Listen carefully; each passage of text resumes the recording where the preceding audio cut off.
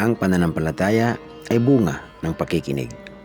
At ang pakikinig naman ay bunga ng pangangaral tungkol kay Hesukristo. Ika-25 kabanata ng Mateo. Talinhaga tungkol sa 10 dalaga. Ang kaharian ng langit ay maitutulad dito. May 10 dalagang lumabas upang sumalubong sa lalaking ikakasal. Bawat isa ay may dalang ilawan. Ang 5 sa kanila ay hangal at ang 5 na may matatalino. Ang mga hangal ay nagdala ng kanilang mga ilawan, ngunit hindi nagbaon ng langis. Ang matatalino naman ay nagbaon ng langis, bukod pa sa nasa kanilang mga ilawan. Naantala ang pagdating ng lalaking ikakasal, kaya't inantok at nakatulog sila sa paghihintay. Ngunit, nang hating gabi na may sumigaw, narito na ang lalaking ikakasal. Lumabas na kayo upang salubungin siya. Agad bumangon ang 10 dalaga at inayos ang kanilang ilawan. Sinabi ng mga hangal sa matatalino, "Bigyan naman ninyo kami ng kahit kaunting langis. Andap-andap na ang aming mga ilawan. Baka hindi tumakas sa ating lahat. Mabuti pa'y pumunta muna kayo sa tindahan at bumili ng para sa inyo." Tugon naman ng matatalino, kaya't lumakad ang 5 dalagang iyon upang bumili ng langis. Habang wala pa sila, dumating ang lalaking ikakasal. Ang 5 nakahanda ay kasama niyang pumasok sa kasalan at isinara ang pinto. Pagkatapos, dumating naman ang iba pang dalaga. Panginoon, papasukin po ninyo kami," pakiusap nila. Ngunit, tumugon siya, "Sino ba kayo? Hindi ko kayo kilala."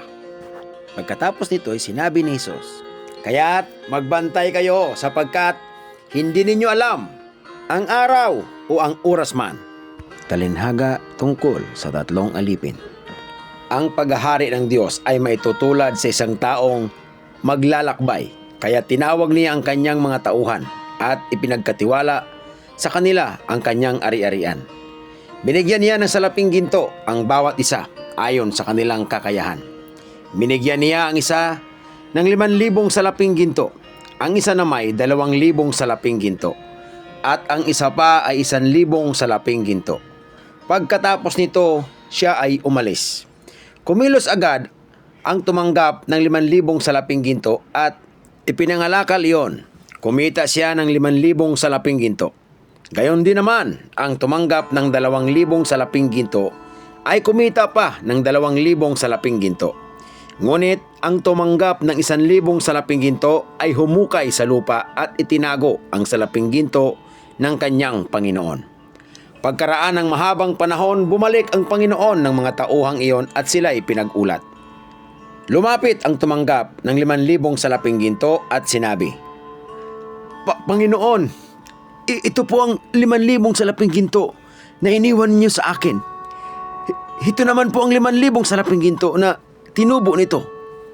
Sinabi sa kanya ng Panginoon, "Magaling, tapat at mabuting lingkod. Halika, samahan mo ako sa aking kagalakan.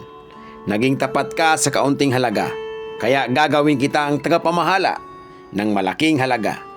Lumapit din ang tumanggap ng 2,000 salaping ginto at ang sabi, "Panginoon, ito po ang iniwan ninyo sa akin. 2,000 salaping ginto. Ito naman po ang 2,000 salaping ginto na tinubo nito." Sinabi ng kanyang Panginoon, "Magaling, tapat at mabuting lingkod.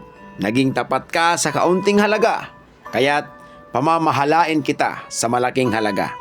Samahan mo ako sa aking kagalakan." Lumapit naman ang tumanggap ng 1,000 salaping ginto at sinabi, "Alam ko pong kayo'y mahigpit at pinipitas ninyo ang bunga nang hindi ninyo itinanim at inahanin ninyo ang hindi ninyo inihasik. Natakot po ako kaya't ibinaon ko sa lupa ang inyong salaping ginto. Ito na po ang inyong salapi." Sumagot ang Panginoon, "Masama at tamad na lingkod. Alam mo palang pinipitas ko ang bunga nang hindi ko itinanim at inaani ko ang hindi ko inihasik. Bakit hindi mo na lamang inilagay sa bangko ang aking salapi? Kahit paano'y may tinubo sana ito. Kunin ninyo sa kanya ang 1,000 salaping ginto at ibigay sa may 10,000 salaping ginto, sapagkat ang mayroon ay bibigyan pa at magkaroon ng sagana. Ngunit Ang wala, pati ang kakaunting nasa kanya ay kukunin pa. Itapon ninyo sa kadiliman sa labas ang walang silbing taong iyan. Dooy mananangis siya at mangangalit ang kanyang mga ngipin. Ang paghuhukom.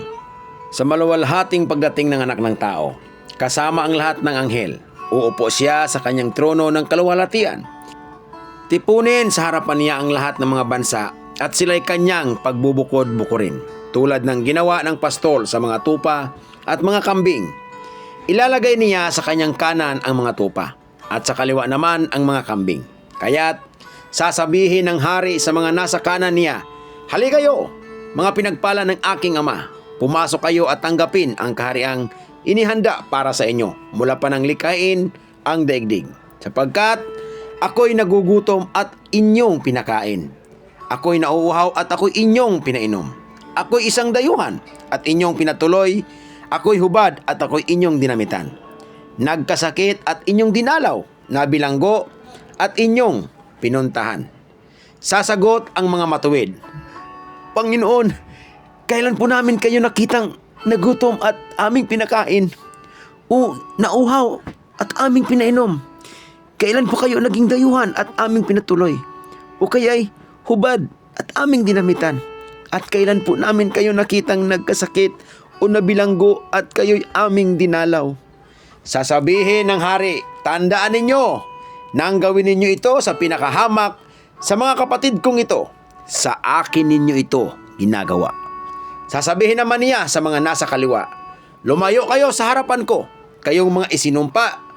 Doon kayo sa apoy na di namamatay, na inihanda para sa diablo at sa kanyang mga kampon. Sapagkat hindi ninyo ako pinakain noong ako'y nagugutom.